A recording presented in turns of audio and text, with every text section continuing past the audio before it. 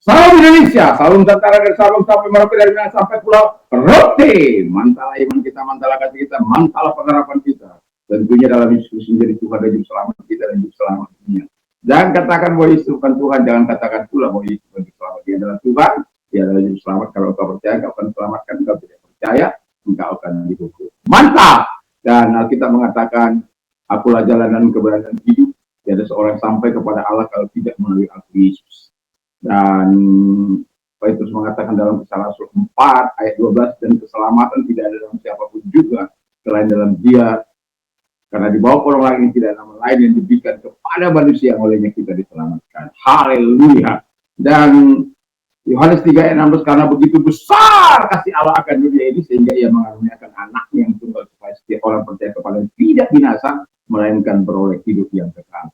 Dan saya mengucapkan selamat pagi bagi kita semuanya. Dengan semangat pagi kita melakukan tugas kita dan tugas kita dengan baik, dan tetap kita menghadirkan Allah dalam segala situasi kondisi kehidupan kita, sehingga dimanapun kita ada, di kantor, di tempat usaha, di pekerjaan, atau di mana saja kita berada, kita tetap bisa menghadirkan Allah di dalam ketaatan kita, dalam kasih kita kepada Tuhan dan bersama kita. Kiranya Tuhan Yesus memberkati kita sebelum kita berdoa. Terima kasih Tuhan, biarlah Tuhan membuat kami tetap berjuang dalam hidup kami untuk meraih sesuatu yang jauh lebih baik. Dalam nama Haleluya. Amin. Puji nama Tuhan, saya akan membaca Filipi 1 ayat 27. Hanya hendaklah kamu berpadan dengan Injil Kristus, supaya apabila aku datang, aku melihat, dan apabila aku tidak datang, aku mendengar, bahwa kamu teguh berdiri dalam satu roh dan sehati sejiwa berjuang untuk iman yang timbul dari berita Injil. Puji nama Tuhan. Jadi berita Injil itu, firman Allah itu akan membawa iman yang luar biasa. Dan tema kita adalah tetaplah berjuang. Haleluya. Jadi kita tidak jangan sampai berhenti berjuang sampai kita bertemu muka dengan Bapa di surga satu kali kelak, ya. Puji nama Tuhan. Nah, berjuang untuk apa? Untuk hidup sesuai dengan Injil Yesus Kristus. Jadi kita berjuang untuk hidup sesuai dengan Injil Yesus Kristus. Jadi artinya kita taat kepada perintah, kita taat kepada firman Allah itu, kita melakukan hukum kasih itu, dan kita melakukan hidup kita ini memuliakan Allah di dalam kehidupan kita. Itu namanya hidup sesuai dengan Injil Yesus Kristus. Jadi apa yang dilarang oleh Injil kita tidak lakukan, apa yang diperintahkan oleh Injil kita langsung lakukan, dan terus tetap berjuang untuk hidup sesuai dengan Injil Yesus Kristus. Apakah itu mudah? Tidak.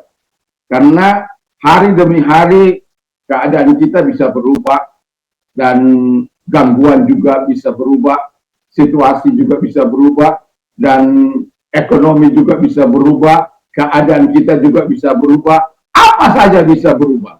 Tapi apapun yang sedang terjadi dalam kehidupan kita, mari kita tetap berjuang untuk hidup sesuai dengan Injil Yesus Kristus.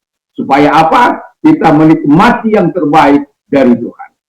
Dan yang kedua dikatakan, berjuang untuk hidup teguh berdiri dalam kesatuan iman. Ini musuh yang terbesar itu bagi orang percaya adalah ketidaksatuan, ya. Dan memang itu tidak mudah, karena lain kepala, lain pemikiran. Nah, rambut boleh sama hitam sama putih. Jenggot boleh sama panjang, tetapi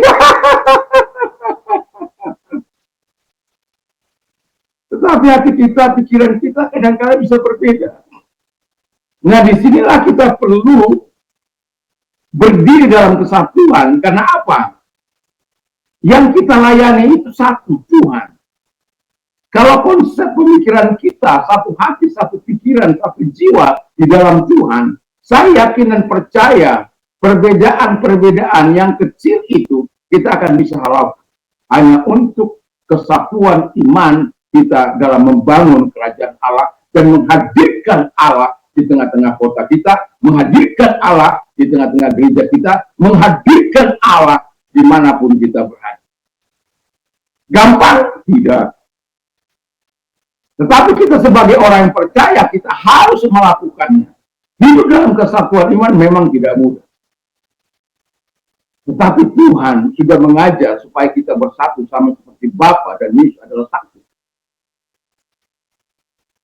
Tritunggal itu tidak bisa terpisahkan. Harusnya gereja harus meniru siapa yang kita layani. Bapa, Anak, dan Roh Kudus. Tapi oleh karena perbedaan prinsip bisa saja terjadi, oleh karena perbedaan ajaran bisa saja terjadi, tetapi tugas kita adalah menghadirkan Allah di tengah-tengah dunia ini. Tugas kita adalah untuk hidup dalam kesatuan tubuh Kristus. Kita boleh saja berbeda denominasi gereja. Kita boleh berbeda organisasi. Tapi satu hal yang tidak boleh berbeda adalah membangun kerajaan Yesus. Harus sama-sama kita lakukan di dalam kasih dan terang. Semoga kita adalah orang-orang yang dimudahkan Allah untuk berpikir satu hati, satu jiwa, satu tujuan dalam membangun kesatuan iman di kota-kota atau di mana kita ada. Kiranya Tuhan Yesus memberkati. Dan kemudian berjuang untuk hidup memelihara tujuan bersama untuk melayani Tuhan. Jadi kita harus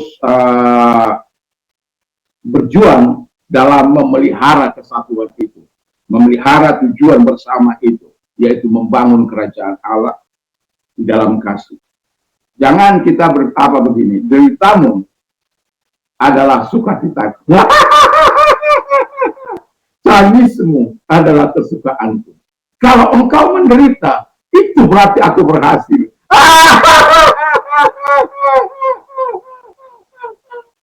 Janganlah ya. Kita ini satu tubuh Kristus. Kalau kepala, kita kan bukan kepala. Yesus itu kepala. Jadi kepala itu merasakan apa yang kita perbuat. Kadang-kala kita hamba-hamba Tuhan lebih kejam dari yang lain.